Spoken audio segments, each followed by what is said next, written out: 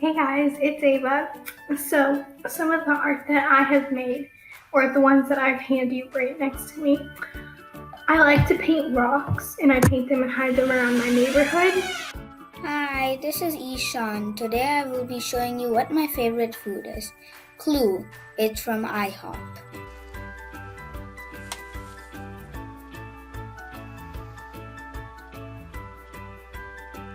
Hello everybody, my name is Cindy and I'm an art teacher at Cub Run Elementary. Towards the end of last year, I used Flipgrid as my primary resource for keeping connected to my art students and for keeping them engaged with art. So I'm going to tell you about my experience at the end of the 2019-2020 school year and show you some of the things that Flipgrid can do. If you've never used it before, you will need to make an account. So on the page, when you go to flipgrid.com, you will see something like this, and you'll want to go to the upper right-hand corner where it says Educator Sign Up. And if you do that, and click on that, then you will be taken to a page where you can sign in using your FCPS schools.net Google account. So that blue box there, you want to sign up with Google, and when it asks you for your information, use your regular FCPS schools.net login account. In addition to making it easy for you to sign in, that also allows you to keep your Flipgrid as a walled garden, just like our Google system is for our students now. Only students with fcpsschools.net addresses will be able to access your Flipgrid.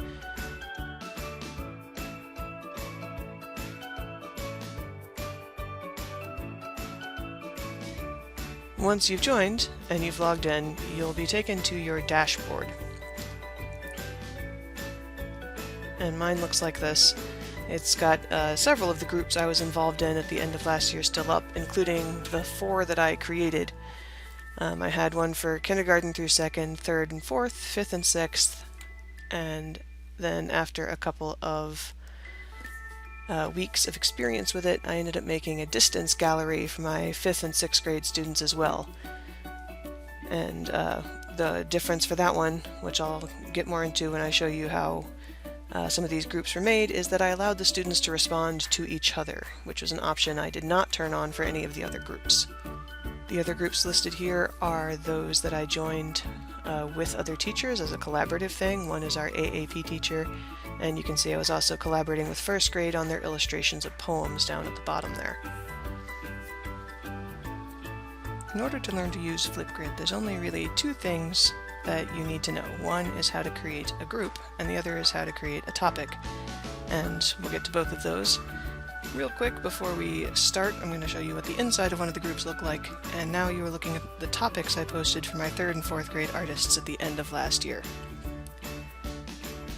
I had only a couple weeks to work with, so this was mostly posting 1 per week with a couple other things interspersed. Inside one of the topics, if you go in there, you'll see the student responses. You'll see some buttons on the side where I can do different things with those responses. You'll see the views and the responses to the student responses. And then up at the top, you can add in text and video and other visual prompts to inspire your students for each of the individual topics that you post. It is all very intuitive, so we're going to start learning how to do it right now. To create a group, we're going to go back to your dashboard. I'm starting with creating a group because I think it's more intuitive that way, but you do have the option to create either of 2 things here. You can create a group, or if you go here, you can add just a topic. For an asynchronous classroom, starting with a group is going to be a lot more helpful, but knowing that you can create just a topic for a one-shot thing is also helpful. So we're going to create a group,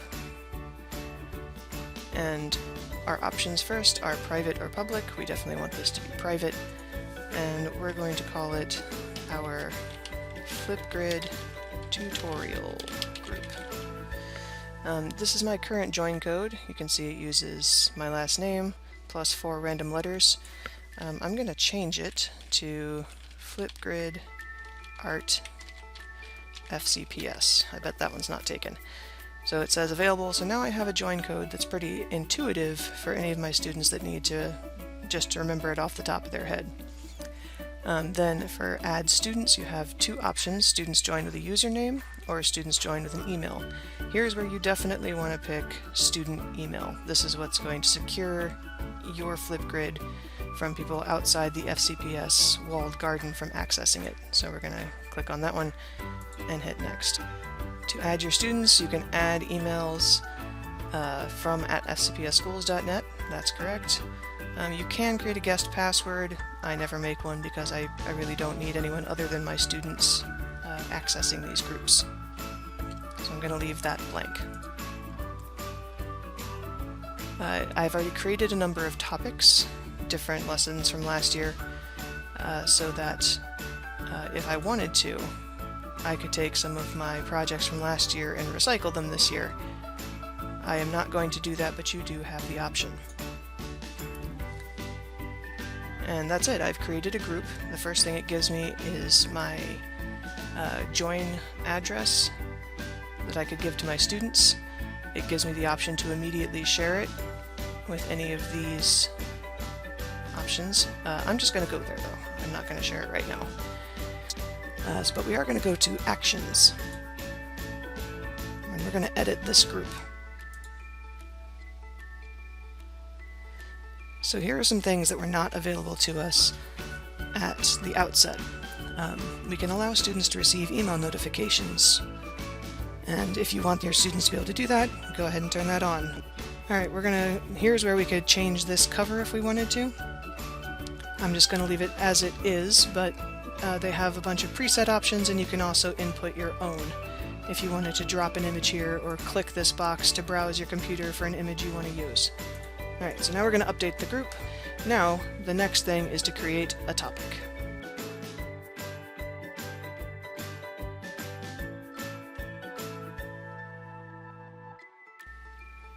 Alright, you have created your first group.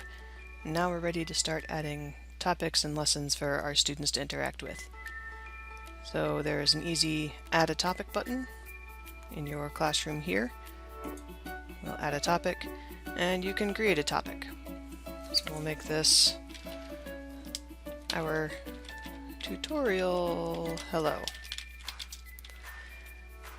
You can add a question to start your discussion, or if it's not a question, this is often where I would describe the project or give any extra information that was not included in the video or Spark that I also included.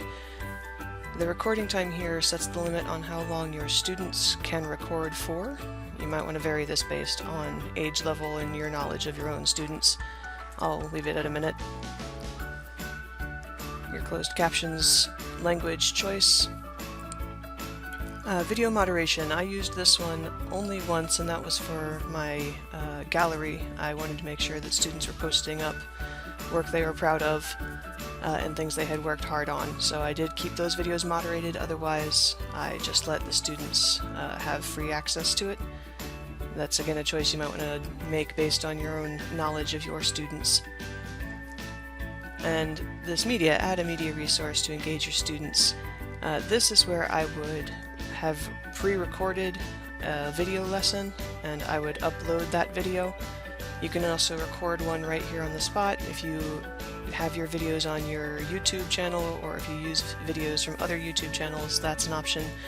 There are a ton of options. We will, for now, just add an emoji, just so we can get back to how to use these controls. If you have one specific topic that you would like to let students' parents or something like that also respond to, you can use this option here. And you could give a password for just that one topic so that students' families or whomever you choose can also contribute. If this is how you're always going to do, I'm going to turn that off. If this is how you're always going to do things, you can change that to your default, and then you can create topic, but there's more options here. It's very subtle down here, and I didn't discover it until the second or third time I was using this. There's some important options in here that you're probably going to want to go for your students. If you have a link to an outside resource, to a Google Classroom assignment or anything like that, there's a space for it. The topic status, I ended up using this one extensively, and mostly I used the schedule because I would make my projects, my lessons ahead of time, and then I could put them up and I could schedule for when I wanted them to pop up in everyone's timeline. So we'll do August 14th through the 21st, and that's when that topic is available for students to look at and interact with. So I could keep control of when they could start to see it, and then I could also keep control of when it wouldn't accept more submissions, which was really a brain saver when I wanted to make sure I was going back and curating all the videos to make sure there was nothing inappropriate and to make sure I was commenting to each one. This helped me limit the amount of time I had to spend on that curating and responding part of the duty. There are some notifications options.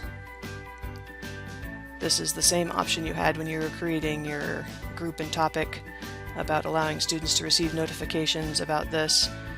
I usually turn this one off. It's not too dangerous, but I just like to make sure that my students' videos aren't going anywhere they shouldn't. So I keep them on Flipgrid without the option for the students to download them by turning this off. And this is where you can really take care of your students' interactions with each other and to make sure that it's at your comfort level of how your students will interact and be able to interact with each other and with each other's videos. Video comments, you can choose to allow or disallow your students from commenting on each other's videos.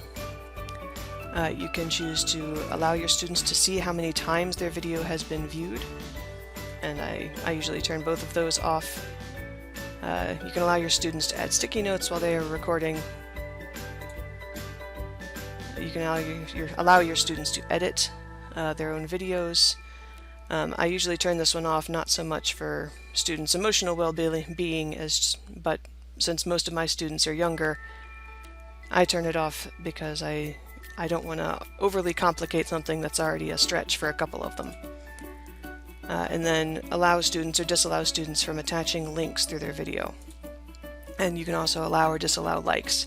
I end up turning off most of these pretty much every time, just to avoid any of these becoming a popularity contest or a way for students to bully other students. I only turn them on if I know that I'm going to be able to constantly monitor what's going on in that particular topic. Then there's video and selfie styles. This one's first, but I skipped it because it's a little bit unrelated to some of the others. There's the option for students to add text, emojis, and other little clip art pictures, which a lot of them do for fun. Some of them do it because their parents don't want them to put their face up, so they put a little emoji over their face. So you have the option of when they can do that. And when I create a video in just a second, you'll see this in action. So you can allow them to do it in their selfies and videos, in their selfies only, their videos only, or never. I'm going to leave it as selfies and videos. Feedback. If you're going to use this for evaluation or grading, you can use these feedback options to help you. I feel like this is a section that would be a whole other tutorial that's not this one, so I'm going to leave that alone for now. I'm just going to leave it at basic feedback. I'm going to save these changes to be my default, since I do almost always turn these things off. And now I'm going to create the topic. Alright, I got another sharing, because I can share the topic separately from the group. I do not get the option this time to create my own code. This time I have to use the preloaded code they gave me. So I'm all set. Here we are. Here's that emoji I picked. Normally I would have a pre-recorded lesson video here or something like that. This question mark is in place of any text that I might have put in to help explain it. You can also have the reader here read out that text for you. Students can click on that and it will read whatever you have put. For those students who might struggle with the reading aspect of this. And then down here we've got start the discussion. So right now there's nothing for students to respond to. The only thing I've included here is an emoji and a question mark. But I can record a response to my own, and I'm going to do that in a second so that you can see how that part works and how you and your students might then interact with this topic once it's created.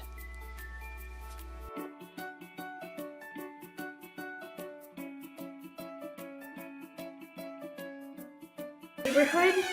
So I painted this one. I'm still working on it, but it's supposed to be like a galaxy, like not really galaxy, just splatter paint. I like that design.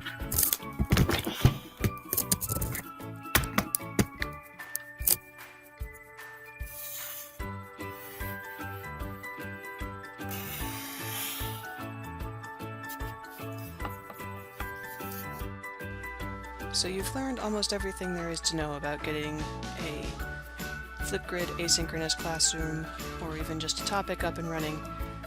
The one thing we have left to tackle before you can dive right in is recording responses and interacting with student responses.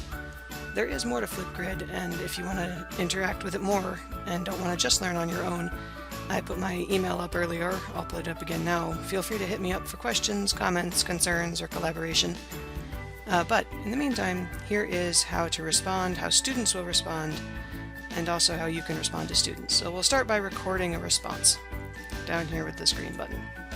This is the same thing your students will click when they come to your Flipgrid to respond.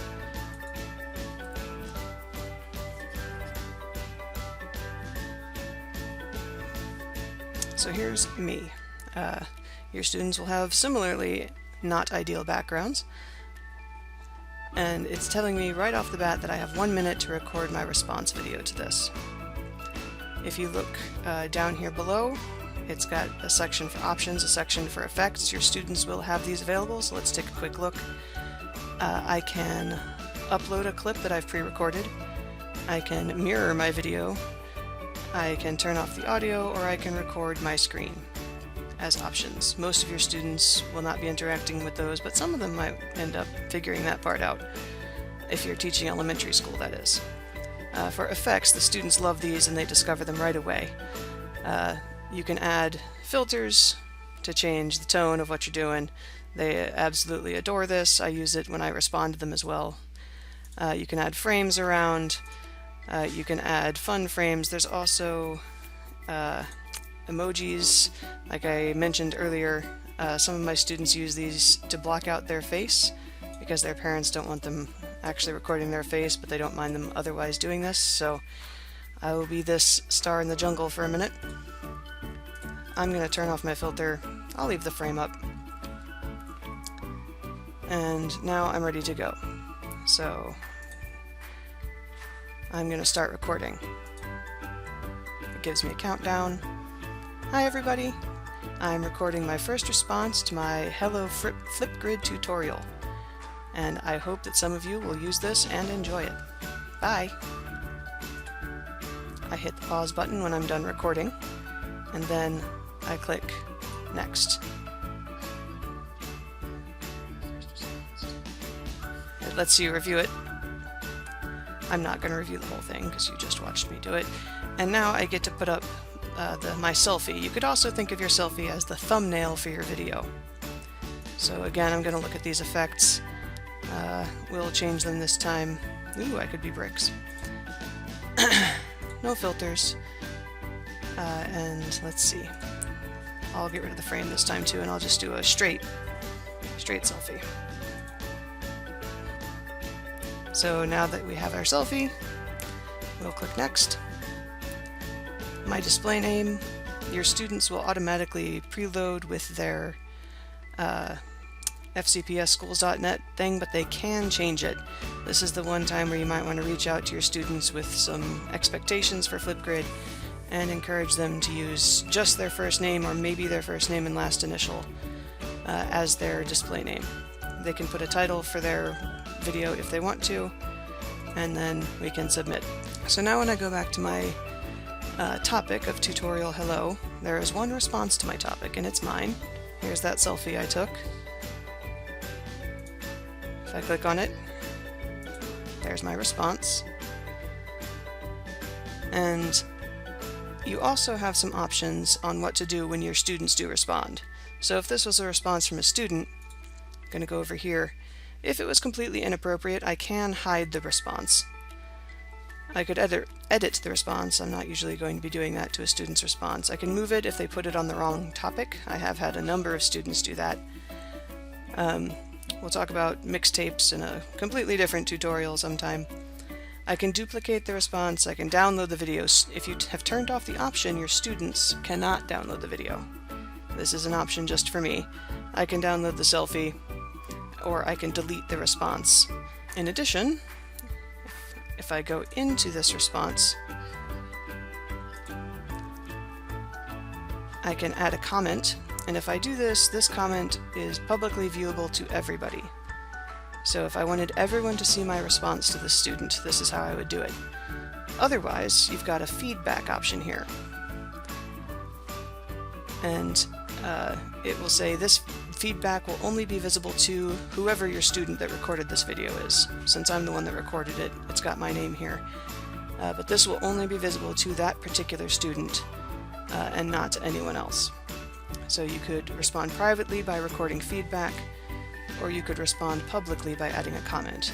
I usually responded publicly last year since we weren't grading, and this adding comments in my groups encouraged other students to participate more when they saw me responding to their peers. Alright, so that is how to record a response, and that is also how to give feedback to your students either publicly or privately.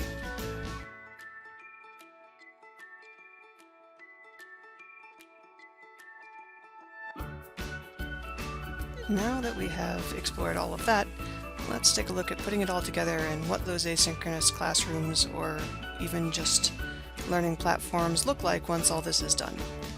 So I'm going to go back to my dashboard and I'm going to go into one of the groups that I created at the end of last year. We'll go into the K through 2 group this time. So this is a group, and inside that group are 7 topics, 7 different lessons that I gave my students the opportunity to work with. Most of these are ones I recorded, however I did end up using some of the resources that fellow art teachers posted last year when we were helping each other out. So I have a puzzle project that Mr. Fishaber did, and a nature art scavenger hunt that another art teacher posted, and the rest are videos that I made. So let's go into a topic. You can see each of these before we do that. Each of these is a scheduled topic, so students can no longer respond to them because the schedule for when that topic is available has already come to an end. We'll go into our favorite foods here. So in the topic, instead of an emoji, this time I have a video that I had pre-recorded. This is one I posted on YouTube. I have a little bit more text than just a question mark. We'll take a quick look at the immersive reader so you can see it in action. Down here is a play button.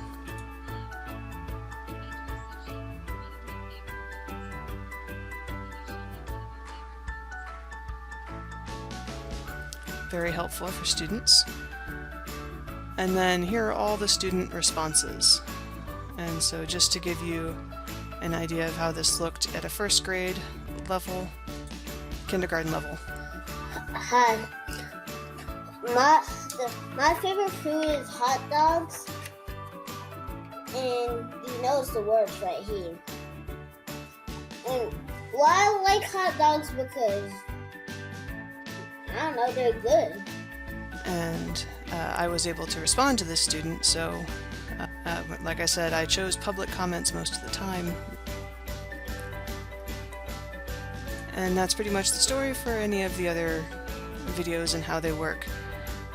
Before I leave off with putting it all together, we'll go into the distance gallery just real quick here. This is the one that I kept moderated to make sure that students were posting their top quality work. And this is also the one where I allowed students to respond to each other. And here is an example of a student video and a student response. Hey guys, this is some of the artwork that I've done over quarantine. So for Christmas I was given some canvases and stuff. So this is the paintings that I've done on them.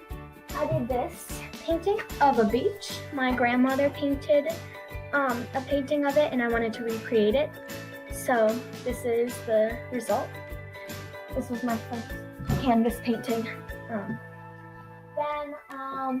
Then I did this one of a mountain range. I made it for my mom, and I tried to do a sunset, and then I tried to do different colors to shade it in. But yep. Good job, Kylie. So I really like that you spent your time, it looks like, on those paintings. I can't paint because I don't really have any painting tools with me. So you did a really good job on all of them. My favorite one would probably be the mountains because you made a sunset, and I like the shading in the mountains definitely, but that's the best. So I want to say good job. And that is that. I hope you enjoyed this tutorial today. I am definitely an amateur tutorial maker, but I did my best to show some of the options for Flipgrid. It is sort of scratching the surface. There is a lot more Flipgrid can do. You saw some hints at the rubrics and other feedback options, and certainly if you go into a group you will find the option to add a co-pilot, which is wonderful if you've got more than one art teacher at your school, or if you're collaborating with another classroom that's not the art classroom, you can add another teacher as a co-pilot to the group. If you would like to practice making a video, then feel free to come to Flipgrid Art FCPS. If you have an fcpsschools.net account, you should be able to get to it and just enter this as your join code. And feel free to make some response videos just to try out the system and see how it works. Good luck, and I'll see you all this year. Bye.